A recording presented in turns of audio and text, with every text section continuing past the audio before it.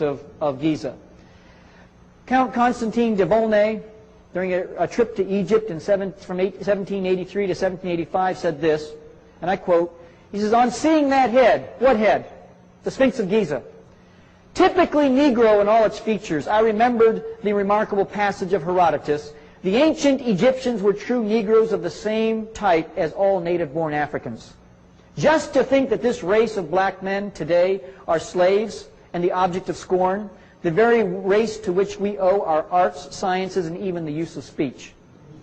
Now, I want to ask this question.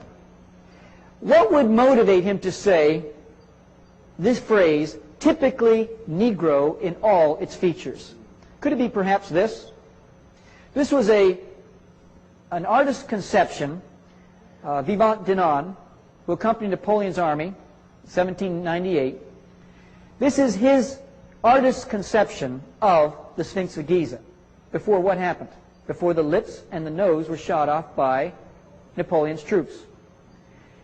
That is verifiable because Denon was an eyewitness to those lips and the lips and nose being shot off by the soldiers.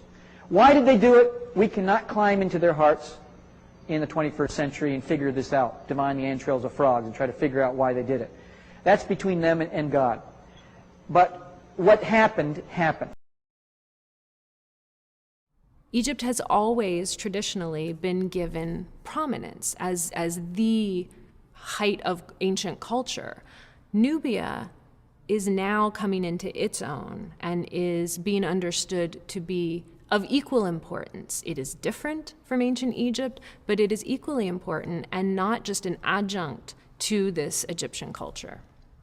What archaeologists do when they pull material from the ground or when they translate texts, they bring their own cultural baggage to that interpretation and the baggage of the times that they live in.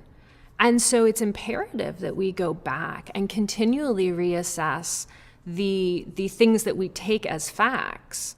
Many of the early archaeologists came to the study of ancient Egypt and ancient Nubia from the perspective of Semitic languages or the study of the Hebrew Bible, and it was very important to them to bring Egypt specifically into the sphere of biblical studies. And so they had to carve Egypt away from Africa to bring it into that sphere. And the way that they did that was they used race. So these early archaeologists effectively made ancient Egypt white in the sense that they made it part of a dominant Western culture, and ancient Nubia was separated from that. It was black. And this was how they took Egypt out of Africa and put it into this Semitic sphere, this biblical sphere. And it's only in recent decades, the last 3-4 decades, that Egyptology has really moved away from that